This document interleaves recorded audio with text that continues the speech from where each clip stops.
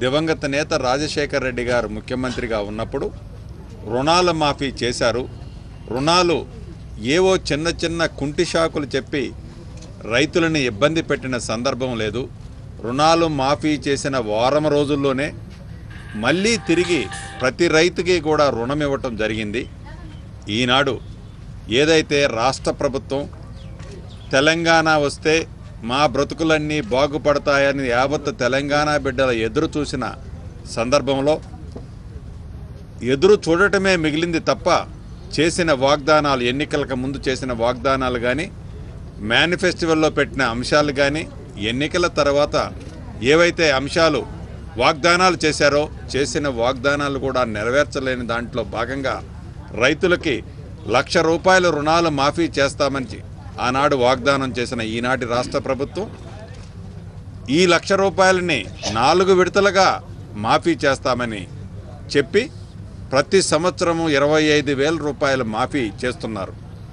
ఈ చేసేది కూడా అనేక కుంటి షాకులు చూపించి రైతుల్ని అనేక రకాలుగా ఇబ్బంది పెడుతున్నారనే ఆవేదన అనేక పరామర్శ కుటుంబాల ఇంటి దగ్గర, ఆ గ్రామ ప్రజలు షర్మిలమ్మ దగ్గర ఆవేదన వెల్లబుచ్చటం జరిగింది. అదే రకంగా మహానేత దివంగత నేత రాజశేఖర్ రెడ్డి గారి టైంలో ఫీజు రియంబర్స్మెంట్ కార్యక్రమం ద్వారా అనేక మంది ఉన్నతమైన చదువులు చదువుకొని రాష్ట్ర ప్రభుత్వం సక్రమంగా నిర్వహించటం లేదని యువతంతా కూడా ఆవేదన వెల్లబుచ్చటం జరిగింది. డాక్రా మహిళలు కానీ ఆనాడు రాజశేఖర్ రెడ్డి గారు బ్రతుకున్నప్పుడు పావలాకే వడ్డీ చొప్పున రుణాలు ఇవ్వటం జరిగింది డాక్రా గ్రూపులకి. ఈనాడు ఆ అంశాన్ని రాష్ట్ర ప్రభుత్వం మర్చిపోయిందని మహిళలంతా కూడా ఆవేదన వెల్లబుస్తున్నారు. ఇట్లా ఒక్క మహిళలే కాదు, దళితులే కాదు, మైనారిటీలే కాదు, విద్యార్థులే కాదు, యువకులే కాదు, చివరికి ఈ దేశానికి వెన్నెముకైన రైతన్న కూడా ఆవేదన వెల్లబుస్తున్నాడు.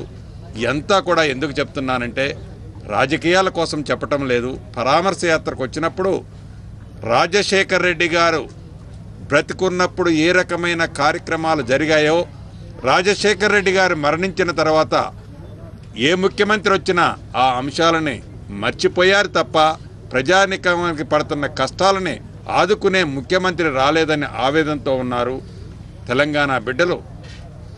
తెలంగాణ వస్తే మా బ్రతుకులన్నీ బాగుపడతాయని 60 సంవత్సరాల నుంచి ఎదురు చూస్తున్నారు. తెలంగాణ బిడ్డలు మొట్టమొదటి ముఖ్యమంత్రిగా పెద్దలు చంద్రశేఖరరావు గారిని చేసే అవకాశం చంద్రశేఖరరావు గారికి ఇచ్చారు.